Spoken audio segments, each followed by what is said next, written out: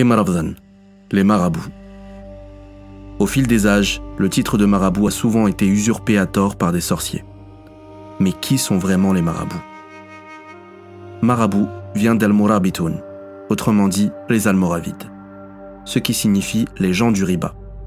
Les ribas sont des fortifications à mi-chemin entre des monastères islamiques et des camps militaires. La dynastie berbère des Almoravides a pris naissance dans l'île de Tidra, en actuelle Mauritanie, puis s'est étendue jusqu'aux portes de Béjaïa, où elle a été stoppée par la dynastie locale, les Hamadides. Les Almoravides avaient comme capitale Marrakech. C'est peut-être la dynastie berbère qui a le plus répandu l'islam à travers le Maghreb. Entre le XIIe et le XVe siècle, le dogme soufi battait son plein, et les confréries, appelées Tariqa Soufiya, envoyaient des missionnaires à travers le Maghreb et l'Afrique subsaharienne pour enseigner l'islam. De nombreuses vagues migratoires venant de l'Oued Dra' et Saqi al-Hamra, mais aussi d'Andalousie, se sont installées un peu partout en Afrique du Nord. Aujourd'hui, on sait qu'il existe des fractions de villages, et même des villages entiers, composés de marabouts.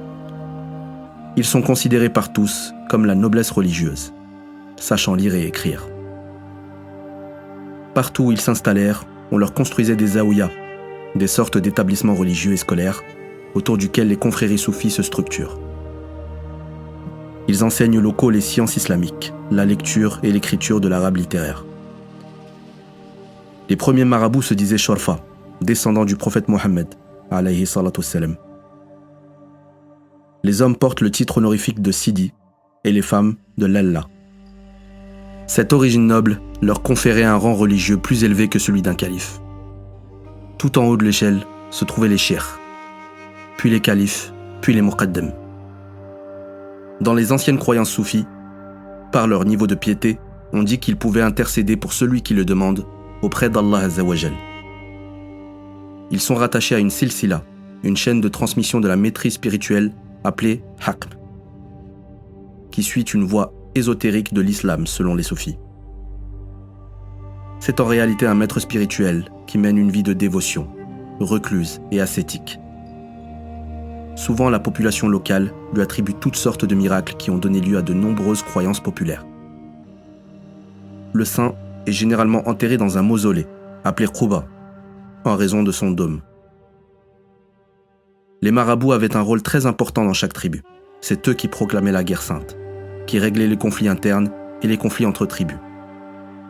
Ils étaient aussi les dépositaires de l'Anaya, la sauvegarde protectrice du voyageur, parmi les populations en hostilité permanente.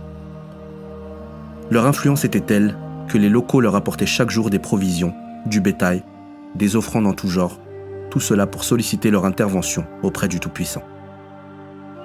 Selon les croyances maraboutiques, ils ne pouvaient se marier qu'entre eux. Dans le cas contraire, leur famille serait maudite sur 7 générations.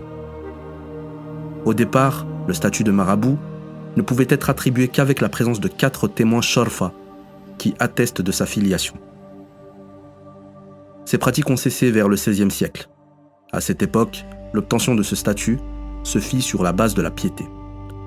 Les hommes les plus pieux et les plus savants pouvaient aspirer à ce titre honorifique.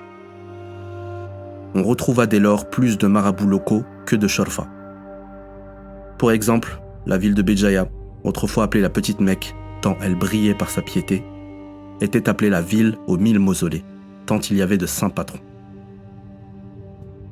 Beaucoup de grands combattants sont issus d'une lignée maraboutique. Ahmed Oul-Kadi, Lalla Khadija, Lalla Fatman Soumer, Hussein Aïth Ahmed, Cheikh Moqarani, Cheikh Haddad, Cheikh Mohamed al-Hussein et bien d'autres.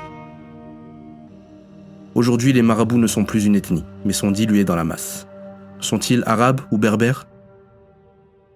Malgré le titre de Shorfa, dont on ne peut déterminer la véracité, tant on a usé de cette fausse filiation par le passé pour s'attribuer des postes importants, l'histoire des Almoravides, ainsi que les différentes études génétiques, confirment qu'il s'agit bien de berbères arabisés par la langue. Shorfa veut simplement dire qu'ils ont un ancêtre commun, Fatima, la fille du prophète Mohammed, sallallahu alayhi wa sallam. La filiation paternelle n'est donc jamais rentrée en compte pour attribuer ce statut. Et la dynastie almoravide a toujours été connue pour être une dynastie berbère. Voilà, j'espère que ça vous a plu. N'hésitez pas à vous abonner à ma chaîne pour plus de vidéos. Artoufeth.